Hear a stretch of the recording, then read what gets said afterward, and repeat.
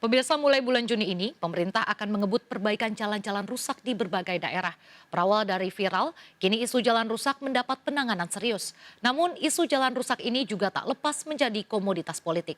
Berikut apa kata fakta.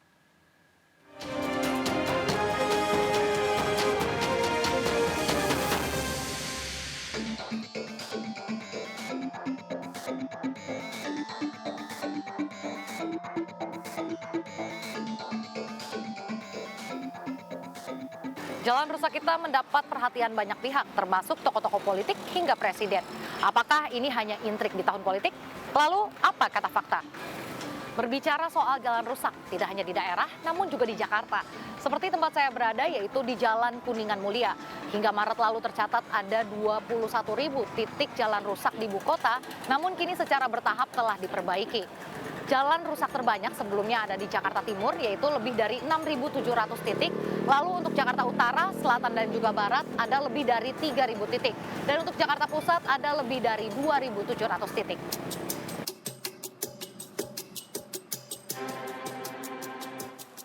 Kini perbaikan jalan Jakarta yang rusak tengah dikebut. Sebagian jalan telah mulus kembali, meski sebagian lain masih rusak. Perbaikan jalan juga akan dilakukan di daerah, khususnya pasca viralnya jalan rusak di Lampung.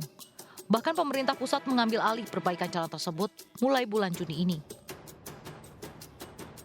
Kalau wayahnya hujan tuh kayaknya pengen nangis rasanya. Tiap hari sih, karena jemput anak sekolah di sini. Tiap hari pagi sore. Yang parah itu kan mau masuk gitu, persis bener kayak pecel diulek. Dalam instruksi Presiden tentang percepatan peningkatan konektivitas jalan daerah, pemerintah pusat kini menganggarkan 32 triliun rupiah untuk perbaikan jalan rusak selama 2 tahun ke depan. Untuk tahun ini baru 14,9 triliun rupiah yang diambil dari APBN. Jumlah tersebut sudah termasuk 2 daerah yang dijanjikan Jokowi sebagai daerah prioritas, yakni Lampung dan juga Sumatera Utara, masing-masing 800 miliar rupiah. Sementara untuk daerah prioritas lain, yakni Jambi, lalu menyusul NTB dan Jawa, serta jalan pendukung IKN. Belum ada penanganan dari pusat, karena sekarang jadwalnya kan Pak Presiden minta Juli mulai. Kenapa harus Juli? Karena Mei ini kami selesaikan dulu dokumen penganggarannya DIPA-nya dengan Kementerian Keuangan. Jadi invest ini untuk menangani seluruh Indonesia. Karena memang dasarnya waktu itu banyak sekali aduan kepada Bapak Presiden sehingga diputuskan untuk ada impres. Walaupun sudah ada DAK, jadi merupakan percepatan. Perbaikan jalan akan dimulai dari daerah prioritas, namun faktanya jumlah jalan paling rusak di Indonesia bukanlah di Lampung.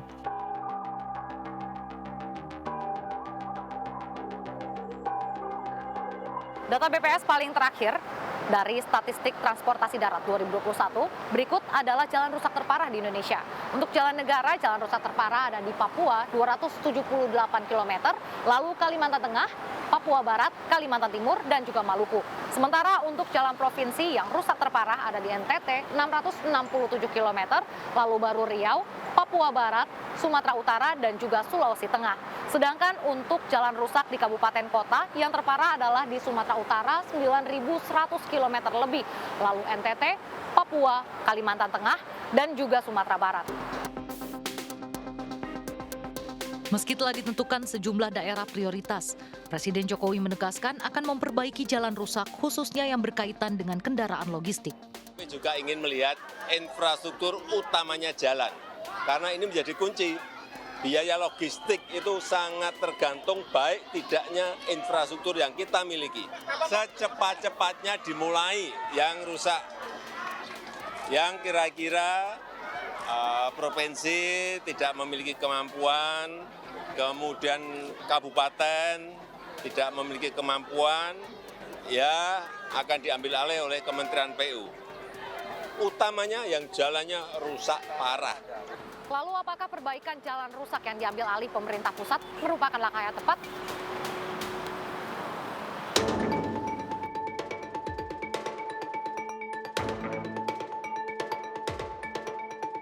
Ketika pemerintah daerah, baik itu kabupaten kota maupun provinsi tidak mampu menyediakan jalan yang berkeselamatan, maka nggak ada salahnya pemerintah pusat mengambil peran itu gitu, dan itu sah-sah saja gitu. Artinya apalagi kalau itu kalau itu dilakukan oleh presiden.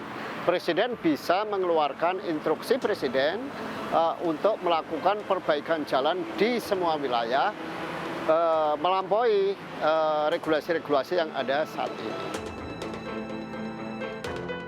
Di tahun politik, isu jalan rusak ini jadi bahan komoditas politik. Bakal Capres Koalisi Perubahan Anies Baswedan mengkritik pembangunan infrastruktur jalan di era kepemimpinan Jokowi. Anies membandingkan dengan waktu keduanya menjabat selama 10 tahun. Pembangunan jalan era Jokowi mencapai 63%. Namun sebagian besar adalah jalan tol alias berbayar, yakni 1.500 km lebih dari total 2.400 km lebih jalan tol di Indonesia. Sementara untuk jalan nasional yang gratis hanya 19.000 km saja. Sedangkan pada era SBY, Anies mengklaim pembangunan 144.000 km untuk jalan non-tol alias tidak berbayar. Jumlah tersebut lebih besar 7,5 kali lipat dibandingkan dengan era Jokowi. Menanggapi hal ini, Kementerian PUPR pun menyebut ada kesalahan dalam memahami data dari BPS tersebut. Pengamat juga menilai pembangunan jalan Jokowi sejauh ini sudah tepat. Ya, kalau kita lihat kan di era Pak Jokowi ini pembangunan jalan lebih banyak di jalan tol ya Pak. Apakah ini memang sudah sesuai dengan kebutuhan masyarakat? Selama masa pemerintahan Jokowi itu, Trans Kalimantan itu dibangun yang bisa menghubungkan antara Kalimantan Timur, Barat, Tengah. Ya, jadi Trans Kalimantan sekarang itu halus. Cuma karena Kalimantan jauh dari pemberitaan, lalu kurang termonitor. Papua dibangun. Kalau Anda ke Danau Toba, jalan di Danau Toba itu sekarang lebar dan mulus, dibangun zaman Pak Jokowi. Raisa pernah jalan-jalan ke pantai selatan misalnya.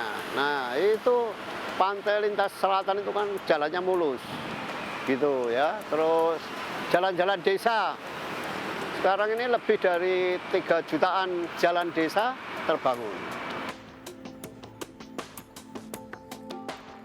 Meski mendadak ramai di tahun politik, namun faktanya jalan rusak di negeri ini memang begitu banyak dan harus segera diperbaiki. Namun yang terpenting, pembangunan harus merata agar tidak terjadi kecemburuan. Saya Raisa Nadia dan Rian Kaputra serta juru kamera Rizky Solehudin. Sampai jumpa di Apa Kata Fakta selanjutnya.